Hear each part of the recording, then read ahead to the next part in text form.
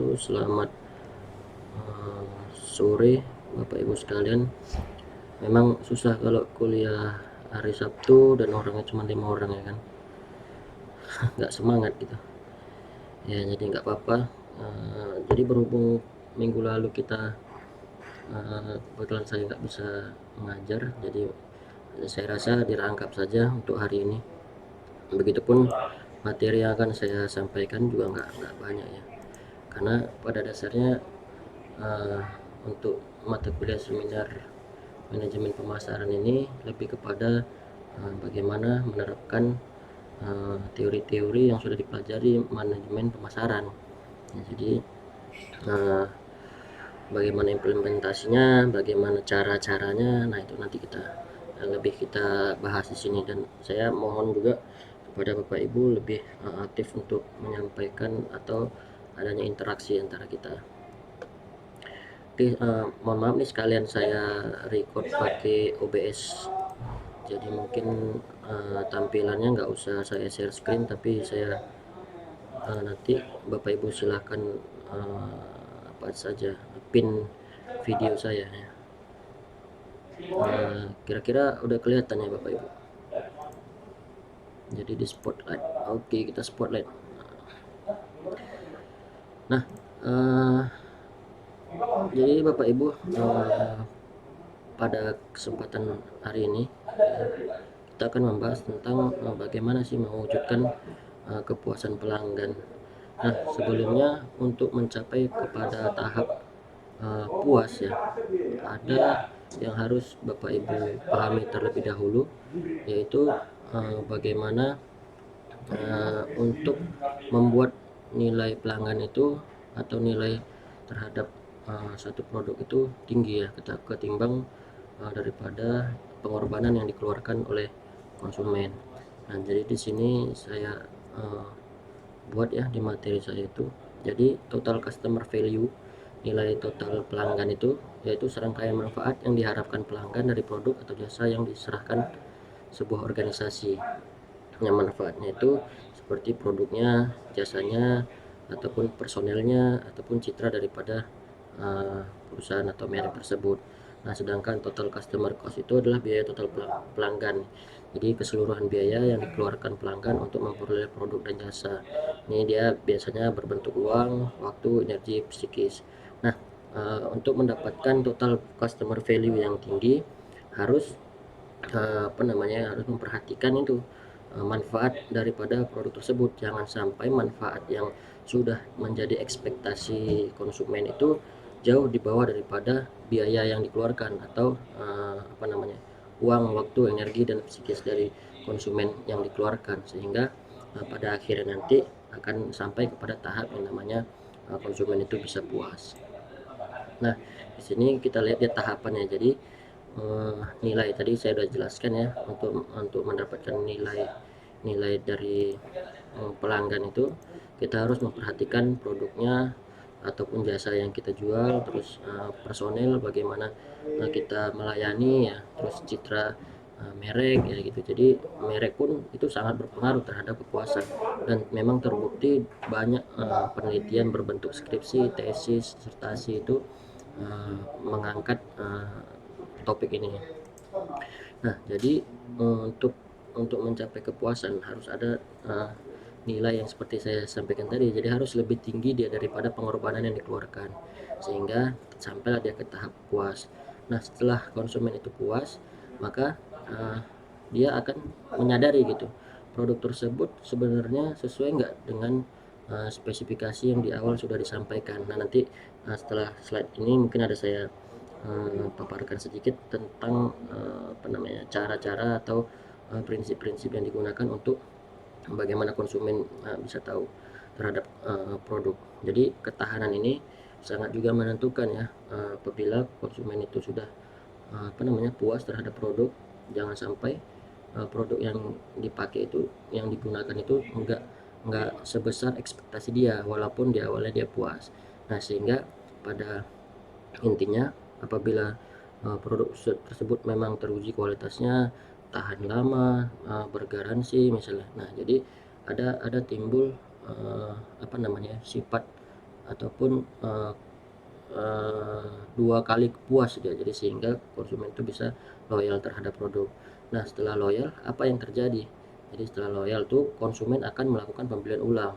Nah, pembelian ulang inilah yang uh, yang sangat dicari oleh para pelaku usaha. Bagaimana supaya konsumen itu terus melakukan pembelian di tempat dia tanpa harus memikirkan untuk bagaimana mencoba-coba produk lain. Maka dari itu harus diperkuat di aspek-aspek lainnya ya, jangan hanya sekedar fokus terhadap produk, namun pelayanan, terus after sale-nya dan lain sebagainya. Terus melakukan rekomendasi. Nah, jadi pada zaman sekarang itu sudah adanya media digital. Jadi orang-orang, saya rasa ini sudah saya bahas di pertemuan sebelumnya, bahwasanya ada namanya electronic word of mouth. Jadi pengaruh daripada kolom chat, kolom komentar di satu halaman produk itu sangat sangat menentukan juga ya. Jadi orang-orang kan akan membeli produk online itu pasti melihat review, melihat testimoni, melihat bintang ya, kalau misalnya dia di lapak marketplace.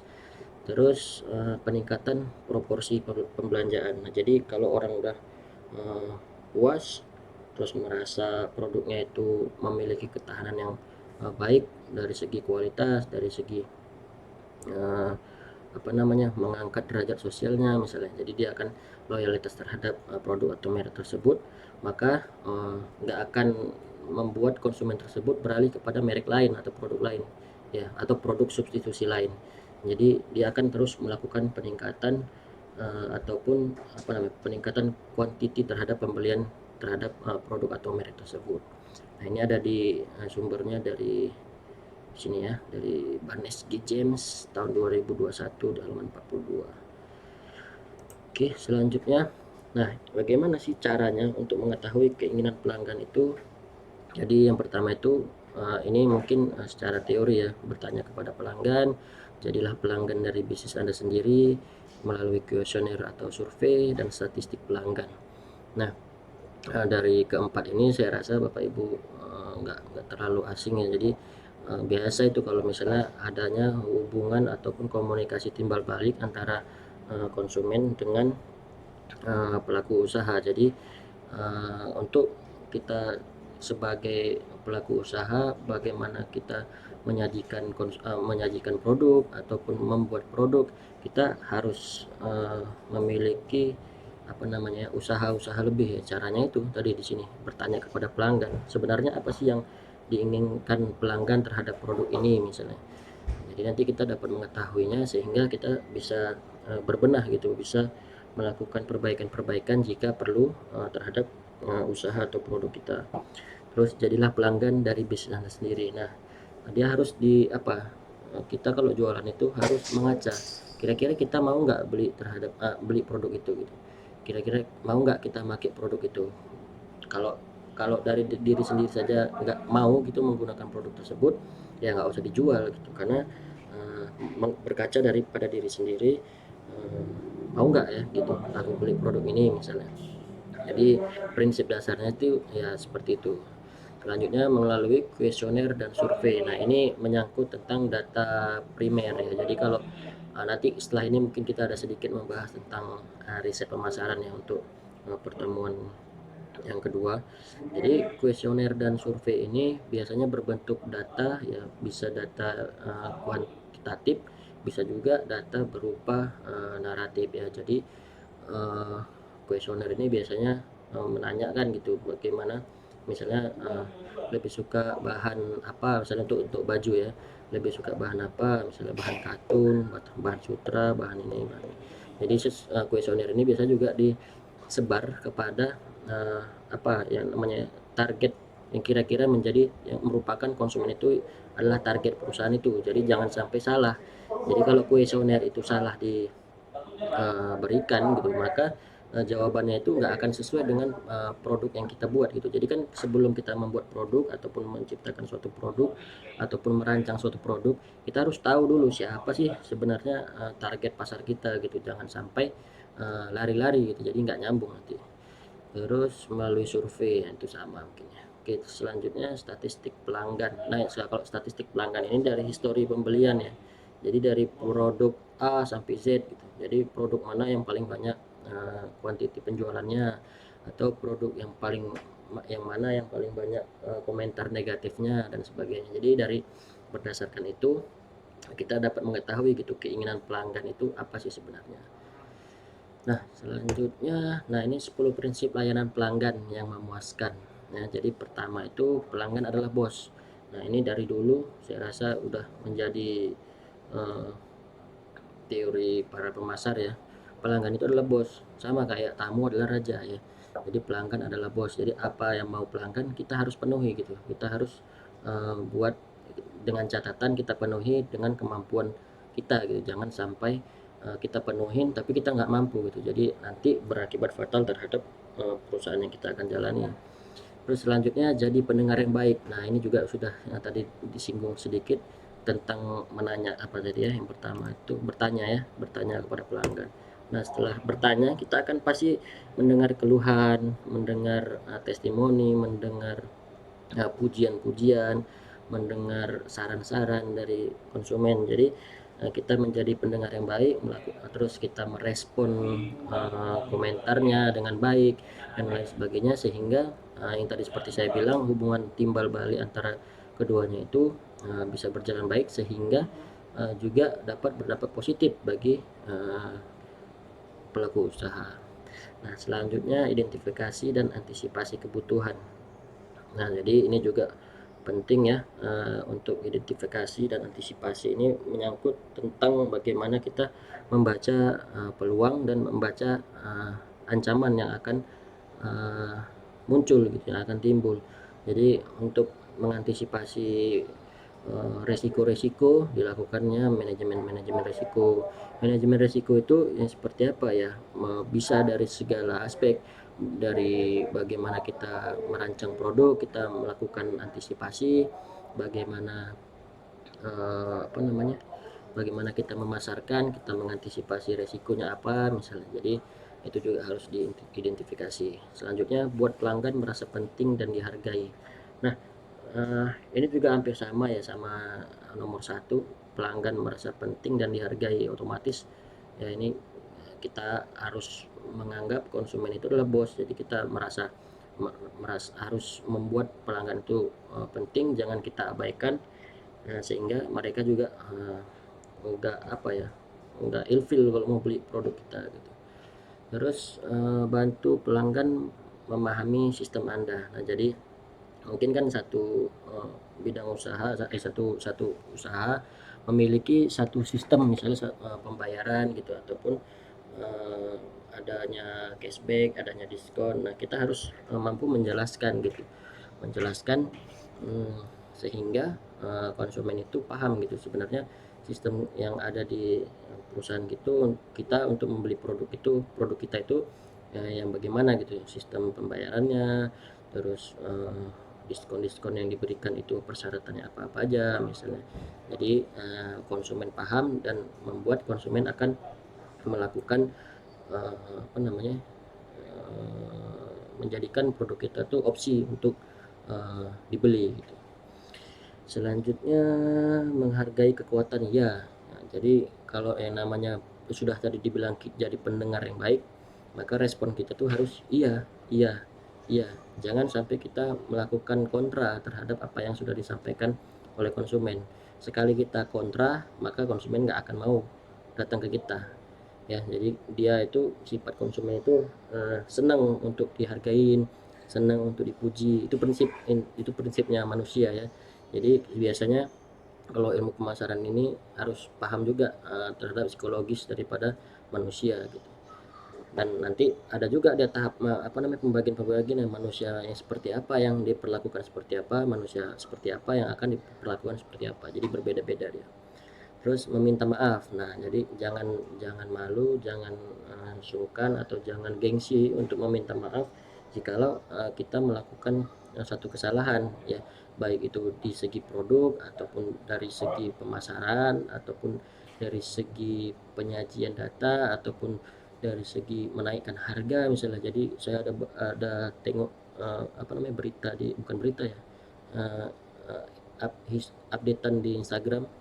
Jadi di situ ada perusahaan Jepang, perusahaan air mineral kalau nggak salah, menaikkan harganya cuman 1.000, tapi dia melakukan uh, iklan dengan meminta maaf gitu. Jadi itu kan adalah salah satu memang budaya orang Jepang yang terkenal dengan attitude ataupun etika bisnisnya juga sangat baik. Jadi dengan kata minta maaf itu nggak berarti kita itu rendah ya. Jadi kita menghargai, kita memberikan respon yang baik, itu juga salah satu pendorong untuk bagaimana supaya konsumen itu bisa respect terhadap kita.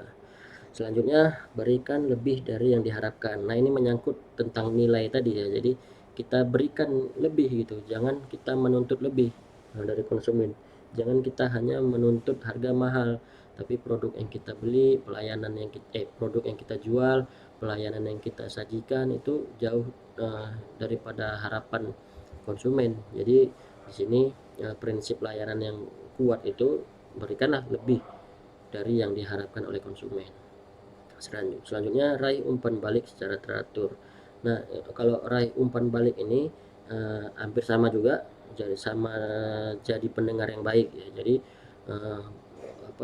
umpan balik itu misalnya kita seperti yang tadi saya bilang, melakukan adanya interaksi dua arah, terus kita menerima masukan, menerima kritik, sehingga dari kitanya mampu melakukan rencana aksi apa yang kita akan lakukan setelah adanya respon pasar gitu. Jadi umpan baliknya kita tangkap. Selanjutnya, perlakukan karyawan dengan baik. Nah, ini juga hal yang paling penting ya. Jangan sampai karyawan itu malah yang membuat sendiri usaha kita nggak jalan penjualannya, karena mungkin bosnya pelit, jadi dia pun jualannya malas-malesan. Makanya banyak perusahaan retail atau perusahaan kayak yang kayak Matahari, terus Sport Station, terus jadi dia ada memberikan uh, apa namanya uh,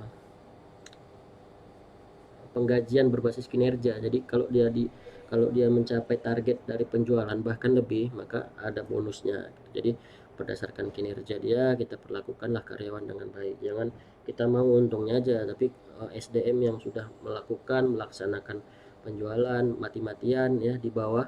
Karena kan kalau misalnya kita punya usaha, kita di level top manajemen atau di middle.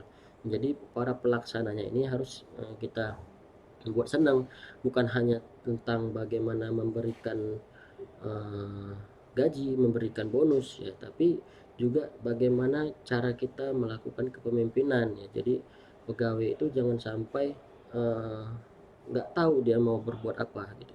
Jadi harus adanya directing ya, pengarahan yang harus dilakukan. Apa sih yang sebenarnya tujuan dari perusahaan kita itu apa gitu. Jadi seluruh karyawan yang ada di dalam, yang ada di internal kita paham gitu maunya bosnya itu apa, sehingga tujuan-tujuan yang sudah ditentukan di awal itu bisa tercapai dengan efektif dan bahkan bisa efisien. Kenapa? Karena kalau misalnya karyawan itu nggak seneng dengan yang kepemimpinan kita, nggak seneng dengan, karena kita nggak ada directing, itu fungsi manajemen ya, nggak ada directing dari pihak manajemen, maka dia kerjanya itu pasti berdasarkan improvisasi ya, berdasarkan ya sepengetahuan dia aja gitu. Jadi ya jadinya ada yang ke sana, ada yang ke sini, ada yang ke sana. Jadi ada yang memang tujuannya tercapai, bahkan ada tujuan yang nggak tercapai gitu. Jadi itulah kenapa prinsip layanan 10 prinsip layanan ini harus kita pahami. Jangan sampai ada satupun yang miss, termasuk bagaimana cara kita memperlakukan karyawan dengan baik. Nah, selanjutnya faktor pendukung yang berpengaruh langsung terhadap mutu pelayanan yang diberikan. Jadi nggak usah saya baca banyak-banyak. Faktor manusia dan faktor tersedianya sarana dan prasarana.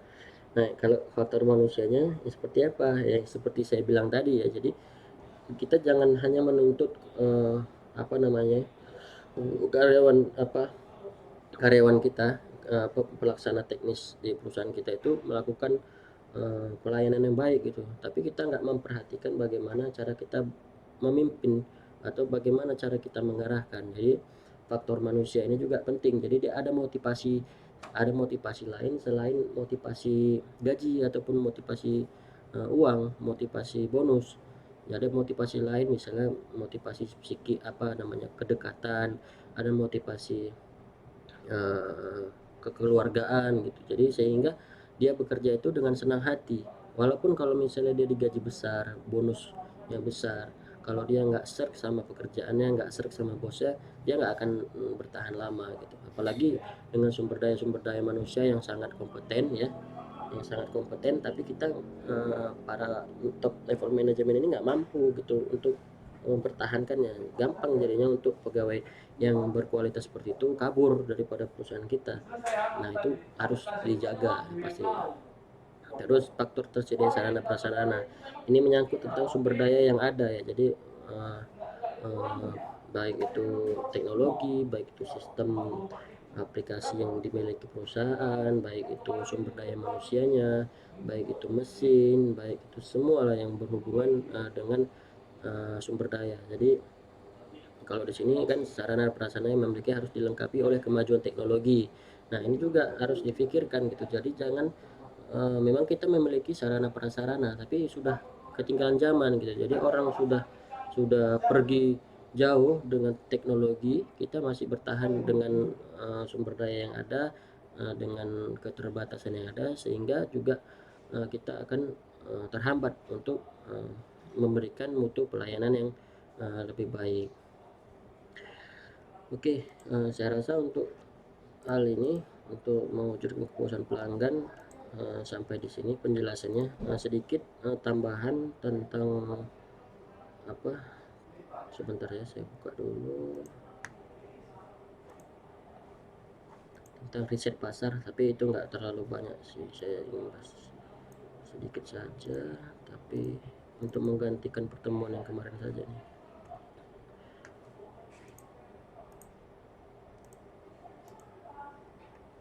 Belum keluar dia.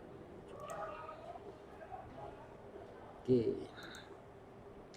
nah untuk riset pasar, jadi sebelum sebenarnya materi yang disampaikan ini dia saling berhubungan ya. Jadi Bapak Ibu sekalian, uh, apa namanya ya, memahaminya harus secara keseluruhan biar supaya uh, apa namanya lebih lebih paham terhadap apa sih sebenarnya pemasaran itu, bagaimana cara memasarkan dan bagaimana pemasaran yang baik di suatu organisasi. Jadi inti dari marketing itu yang pertama identifikasi dan kepuasan dan kebutuhan dari pelanggan.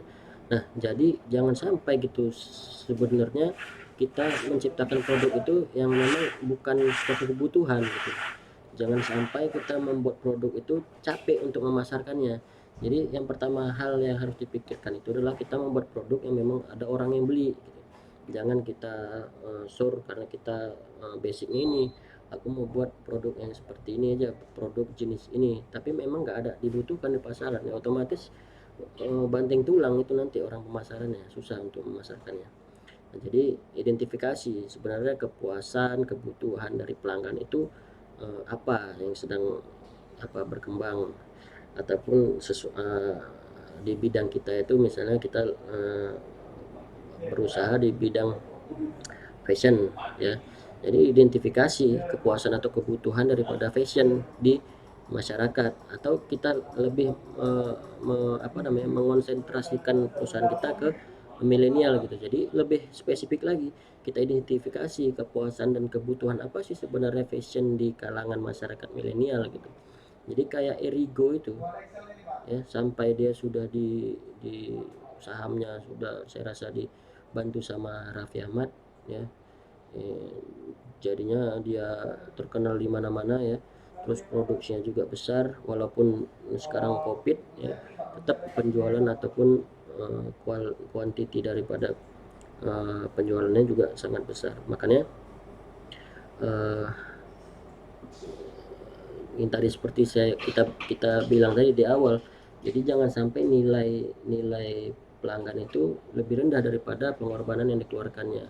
Maka harus banyak pertimbangan-pertimbangan sebenarnya sebelum kita menciptakan suatu produk. Jadi untuk tercapainya itu kita membutuhkan informasi. Jadi informasi tentang apa? Tentang customer. Jadi respon pada produk. Nah, jadi kan banyak tuh kita memiliki pesaing ya. Jadi kita bisa observasi, kita bisa melihat konsumen itu merespon produknya seperti apa, yang bagaimana gitu. Jadi kalau misalnya merespon terhadap suatu produk itu yang seperti ini, jangan sampai kita membuat produk yang seperti itu lagi kalau misalnya responnya jelek atau dia puas sama produknya seperti ini. Bisa kita menjadikan contoh, tinggal bagaimana kita melakukan improvisasi atau inovasi terhadap yang diinginkan daripada konsumen, seperti itu. Nah, selanjutnya lihat kompetitor, efek pada marketing tools. Jadi kan kalau sekarang marketing tools itu ada media online ya, online shop, ada marketplace, ada. Jadi lihat jangan sampai kita terjun kepada bisnis yang memang sudah sangat menjamur, bahkan udah dirajai sama banyak brand gitu. Jangan sampai, karena jika seperti itu kita akan menjadi opsi ke-10 untuk konsumen. Ataupun kalau kita memiliki satu perbedaan daripada brand-brand terkenal tadi, mungkin bisa menaikkan peringkat kita yang peringkat kelima atau peringkat ketiga untuk menjadi opsi. Ya, jadi kan pada prinsipnya konsumen itu sebelum membeli dia harus memiliki aware dulu, dia harus perhatikan dulu apa sih sebenarnya produk ini gitu. Selanjutnya dia baru menjadikan produk-produk sebagai opsinya, baru dia nanti melakukan pembelian, baru dia nanti mengambil kesimpulan produk ini yang berhubungan dengan materi kita sebelumnya tadi ya, produk ini bisa bertahan lama dan kita bisa loyal terhadap ini atau enggak. Kalau enggak, kita akan beralih kepada produk yang lain, mungkin seperti itu. Mungkin kekuatan-kekuatan yang lain. Jadi informasi-informasi yang dibutuhkan itu sebenarnya bisa dilakukan dengan analisis SWOT ya Bapak Ibu. Jadi saya rasa Bapak Ibu semua sudah paham bagaimana cara analisis SWOT itu sebetulnya tools juga ya yang digunakan untuk melakukan suatu perencanaan yang baik ya. Jadi kita mengetahui komposisi daripada usaha kita, kekuatan-kekuatan apa aja yang dimiliki di perusahaan, kelemahan-kelemahan apa aja yang menjadi perhatian untuk perusahaan, ataupun ancaman, peluang dan lain sebagainya di luar gitu. Jadi untuk mengetahui informasi-informasi tersebut, maka bisa dilakukan analisis SWOT. Terus kalau ini saya rasa udahlah ya, salah satu kegiatan penelitian di bidang pemasaran yang harus dilakukan secara sistematis. Nah, jadi untuk riset pemasarannya harus memang dikerjakan secara sistematis ya, secara terstruktur.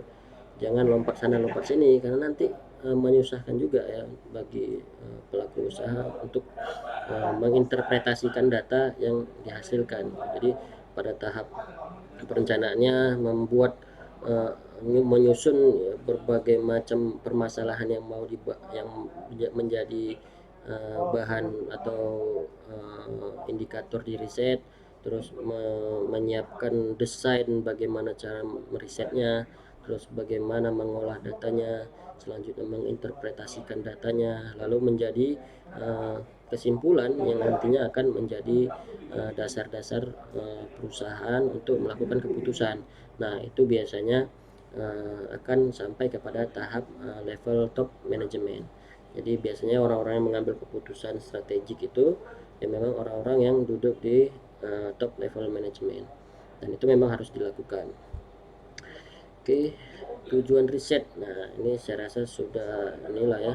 Riset pemasaran dilakukan sebagai upaya memberi masukan bagi pihak manajemen. Nah, ini tadi yang saya bilang barusan, dengan adanya riset pemasaran, pihak manajemen akan mengetahui hal apa saja yang perlu diperbaiki dan strategi pemasaran apa yang masih konkret dilakukan untuk merebut peluang. Nah, jadi dengan adanya hasil dari riset tadi, bisa menjadi dasar pihak manajemen gitu. Sebenarnya perusahaan ini permasalahannya apa gitu, atau sebenarnya kita belum mengambil peluang yang mana gitu, atau sebenarnya kita salah buat produknya ini dengan kualitas yang seperti ini, kita buat produk yang lain dengan kualitas yang lain, misalnya seperti itu. Jadi riset pasar ini bisa ditentukan ya. Jadi indikator apa namanya, variabel-variabel apa aja yang bisa diteliti ya, bisa dilakukan, sehingga itu tadi, makin banyak data yang dihasilkan, makin banyak keputusan ataupun bahan sebagai dasar top level manajemen itu menentukan sesuatu strategi.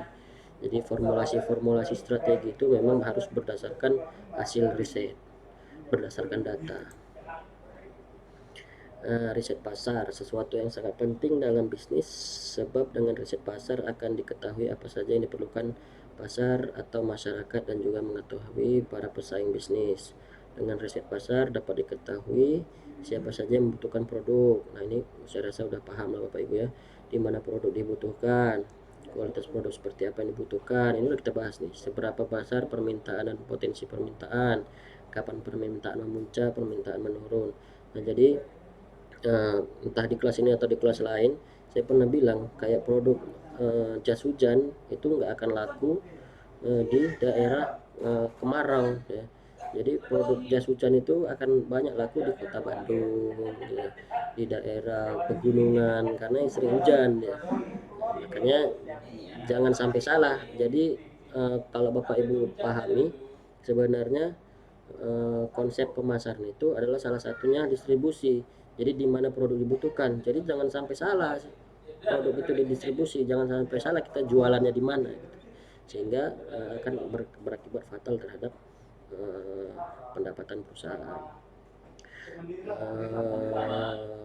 Oke lah, saya rasa itu sudah langkah yang dilakukan dalam riset menetapkan masalah ini. Saya rasa sudah cukup. Langkah yang riset, penentuan desain riset. Ini sudah saya jelaskan juga tadi, penentuan desain riset ya. Jadi jangan dia secara sistematis, dan ini juga salah satu tahapnya. Jadi prosedur yang dilakukan untuk mengelola informasi itu yang seperti apa gitu, terus menggambarkan perencanaan yang akan dilakukan. Jadi timeline daripada riset itu juga harus jelas dan terencana. Karena harus terdapat 3 jenis desain pemasaran, riset pemasaran: eksploratif, deskriptif, kausal. Ini saya rasa Bapak Ibu tinggal baca aja ya, nggak usah saya perjelas karena ini sedikit nyambung nanti bagaimana kita melakukan penelitian di akhir perkuliahan. Jadi ada ya, kalau ini kan riset pasti berhubungan dengan penelitian ya, jadi hampir-hampir mirip ya. Jadi ada penelitian kualitatif, ada penelitian kuantitatif, menggunakan data primer, menggunakan data sekunder, dan lain sebagainya.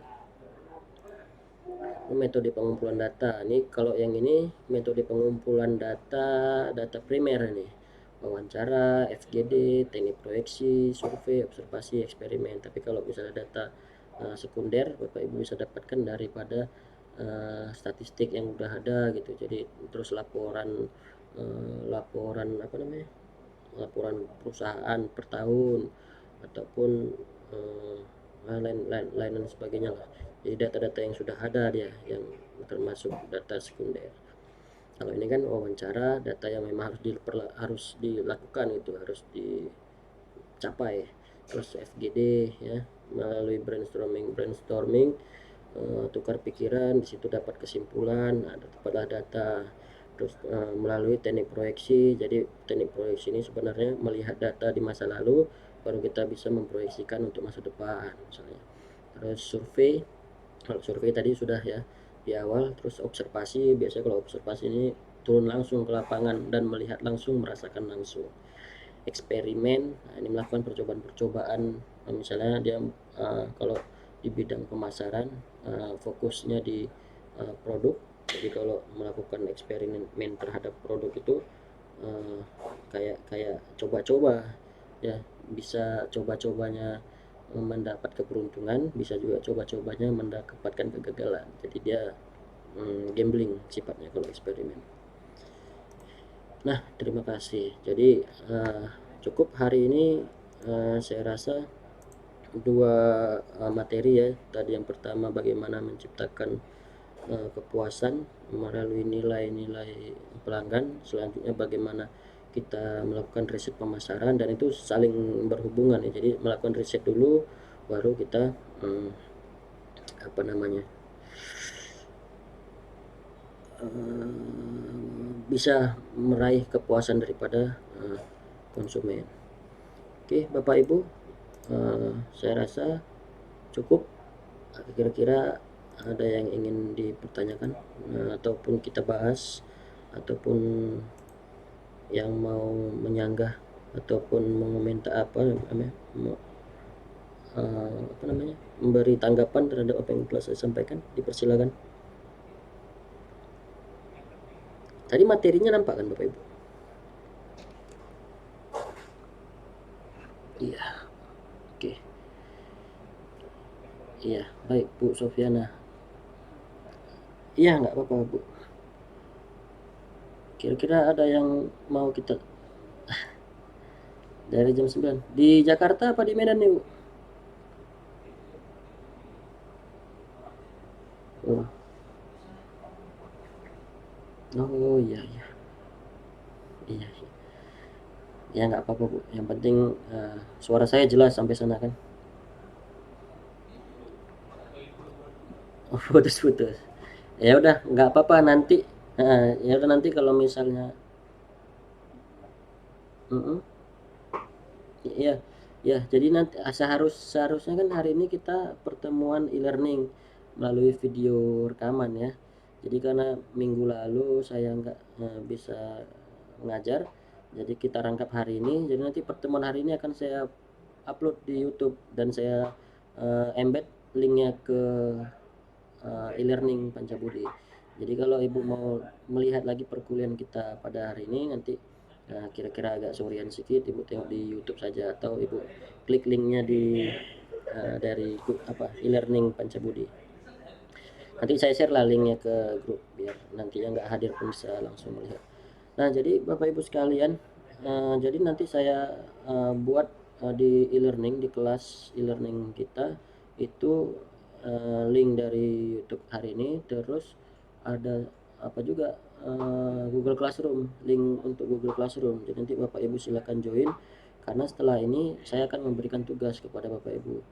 Karena ini hanya 5 orang ya, saya rasa saya senang kalau 5 orang, jadi nggak perlu pakai kelompok-kelompok ya.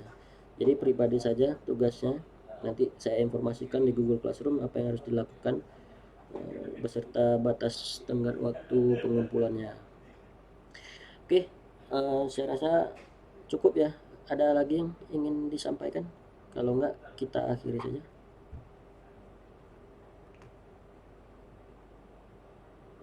Bang Yansen, ada sedikit Bang Yansen?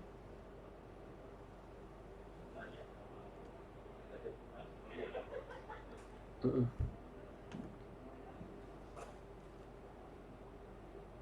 Ya,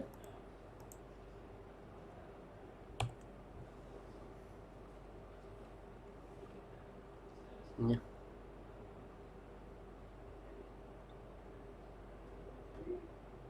betul. Ya,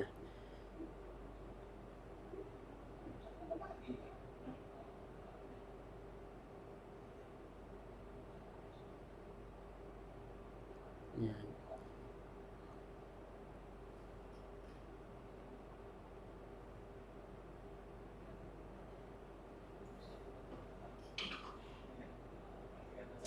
ya, ya,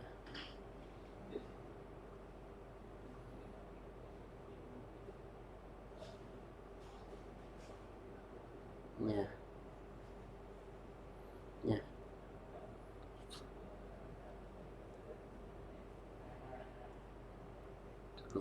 Nah, jadi ya, mengomentari dari Bang Yansen bilang, jadi indikator kinerja utama dari perusahaan itu ya memang pasti penjualan ya. Nah, apa namanya, volume penjualan. Nah, sasarannya apa? Sasarannya ya perusahaan mendapatkan keuntungan sekian misalnya. Jadi kan ada target yang harus terus ditingkatkan setiap tahunnya. Nah, berbicara tentang yang seperti Bang Yansen bilang tadi, konsumennya memang kita sedikit, kalau orang pemasaran itu harus paham sedikit tentang ilmu psikologis ya, harus paham sedikit tentang bagaimana memperlakukan manusia yang seperti mana gitu. Jadi kita memperlakukan manusia yang ekstrovert atau introvert itu berbeda, jangan disamakan gitu, karena nggak bisa, dia nanti bakal menolak batinnya. Kalau dia udah nolak batinnya, dia otomatis nggak akan mau gitu sama brand atau produk kita gitu, secara otomatis. Bentar bang, ya jadi ini maaf, saya lagi di kantor juga, lembur Sabtu, harusnya di rumah. Nah, eh, jadi lupa sih apa tadi. Iya, eh, ya ilmu psikologis itu harus harus juga dipelajari sama orang marketing, bukan hanya sama HRD, sama orang SDM ya, jadi sama orang eh, pemasaran juga penting itu, karena untuk menentukan eh, misalnya menentukan diskon, yang menentukan bagaimana cara kita memasarkan produk, itu sangat penting sesuai dengan target. Misalnya target pasar kita itu eh, karena saya lebih condong ke ini, saya bilang lah, kita bilang target pasar kita itu kaum milenial gitu. Jadi kita harus pelajarin gitu psikologis kaum milenial zaman sekarang kan berbeda. Kan ada tuh teori generasi, nah itu juga pertama yang harus dipelajarin, generasi X, Y, Z, Alpha, terus apalagi tuh ada baby boomers ya. Jadi harus tahu dulu dari sekian banyak uh, generasi, kita pilih target pasar kita di uh, kalau milenial. Kalau milenial itu di generasi mana dia masuk dan dia sifatnya seperti apa gitu, ataupun dia cenderung yang seperti untuk mengambil keputusan itu yang bagaimana gitu. Jadi banyak perusahaan yang memang juga apa namanya melakukan pemasaran itu mengandalkan itu gitu. Jadi karena tahu dia konsumennya ceroboh, ataupun konsumen kayak anak-anak muda ini hanya termakan sama tren ataupun musiman, ataupun kayak sekarang tuh Shopee, Lazada, eh, Bukalapak ya, semuanya apanya brand ambassadornya orang Korea. Kenapa? Karena mungkin data dari penjualan mereka itu yang paling banyak, maksudnya traffic penjualan mereka itu yang paling banyak mengakses ataupun apa itu ya kaum milenial. Jadi dia baca kalau milenial ini apa sekarang hobinya gitu, atau apa yang dia senengin gitu. Jadi muncullah Korea-Korea ini di Indonesia banyak kali ya kan. Sikit-sikit kalau ada ulang tahun marketplace pasti ada orang Koreanya. Nggak usah kan itu. Ini apa namanya? Yang ajaib, aplikasi ajaib itu pun orang Korea juga brand ambassador ya. Makanya jadi brand kayak ajaib itu kan aplikasi apa ya, saham-saham gitu. Jadi karena dia melihat mungkin traffic masuknya data ke sistem mereka itu yang membuat akun itu banyak kaum milenial, nah dia kasihlah brand ambassadornya itu biar supaya lebih menarik lagi kepada yang lain. Nah, jadi memang seperti Bang Yansen bilang tadi itu memang benar gitu. Jadi kita harus memang menyesuaikan dengan konsumennya kita, target pasarnya kita, jangan sampai salah, karena kalau salah udah otomatis nggak akan mendapat perhatian. Bahkan tahap yang paling pertama itu perhatian daripada konsumen, nggak akan dapat perhatian kalau kita salah. Kalau kita udah benar tahapnya, benar prosesnya, maka tahapan perhatian, terus konsumen mengambil opsi-opsi, terus melakukan pembelian, puas, loyalitas, melakukan pembelian ulang, melakukan rekomendasi. Nah seperti yang di awal tadi, nah itulah dia. Jadi ilmu pemasaran ini sebenarnya enak, asik ya kalau dipelajari. Makin bertambahnya apa ya, makin bertambahnya apa namanya, berkembangnya ilmu teknologi, berkembangnya ilmu digital, pasti makin enak dia dipelajari untuk dipahami. Nah, saya rasa cukup sampai di sini. Bapak Ibu sekalian, terima kasih atas kehadirannya, atas atensinya. Walaupun kita cuma 5 orang satu kelas ini, saya rasa enak, belajarnya lebih lebih kondusif.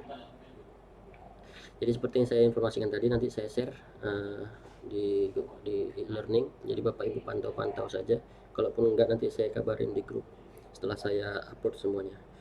Baik, terima kasih. Sampai jumpa minggu depan. Jadi minggu depan kita nggak pertemuan Zoom lagi ya Bapak Ibu, kita akan belajar lewat video saja. Jadi Bapak Ibu bisa melakukan respon melalui e-learning aja langsung. Nanti saya berikan satu room, iya saya berikan satu room kolom untuk komentar. Bapak Ibu bisa komentar situ ataupun bertanya. Jadi bertanya dalam tanda kutip, saya nggak mau Bapak Ibu memberikan pertanyaan saya itu seolah-olah saya sedang sidang meja hijau ya, karena beberapa kelas dia ngetes saya gitu, menanyakan tentang teori. Kalau nanya teori nggak usah tanya ke saya, tengok aja di Google udah tahu kalian bacanya kan gitu misalnya. Jadi tanyalah yang bisa, maksudnya lebih kepada sharing pengetahuan, sharing pengalaman, terus terhadap studi kasus atau permasalahan. Jangan yang dipertanyakan itu menurut Kotler Pak, apa sebenarnya pengertian daripada pemasaran, pertanyaannya. Oke gitu, saya pun malas jawabnya, silahkan aja tengok Google kan gitu. Oke, terima kasih Bapak Ibu, sampai iya memang benar, makanya ujian sekarang nggak ada itu teori, ujian teori itu, aduh udahlah, masih nengok Google, apalagi online ini sekarang.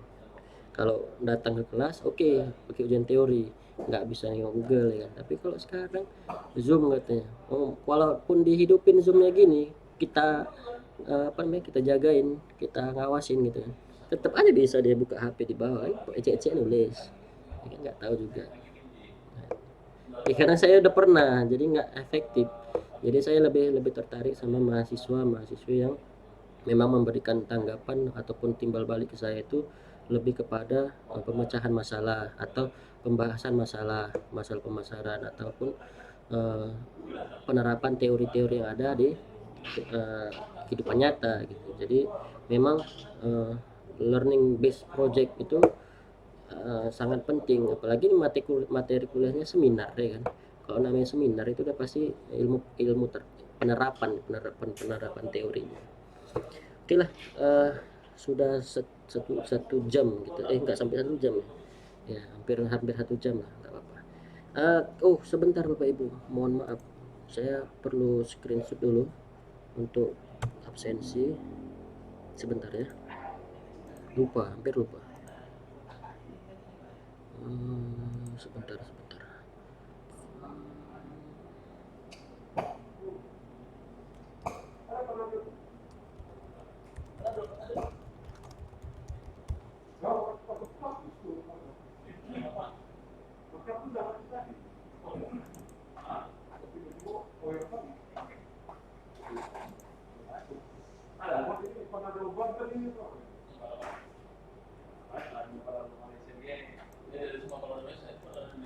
Ya Bapak Ibu, karena sekali satu kali pertemuan kita 2 kali ngabsen ini.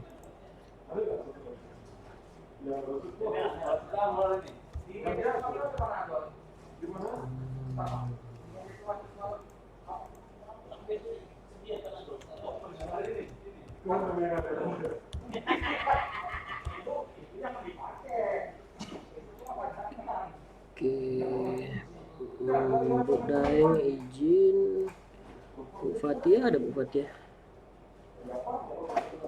ada. Iya Sofiana hadir. Bu Tasya ini yang mana ya, ada Bu Tasya, oh iya oke hadir. Pengen sana hadir, simpan sebentar ya, sekali lagi. Yang kedua Daeng izin hadir. Oke, terima kasih Bapak Ibu. Nanti saya minta tolong di e-learning buat aja nama hadir gitu ya, di yang untuk pertemuan hari ini, karena pertemuan semalam itu tadi absennya. Oke, terima kasih. Sampai ketemu minggu depan di video di e-learning. Assalamualaikum warahmatullahi wabarakatuh. Selamat sore. Sama-sama Bu. Ya sama-sama Bu.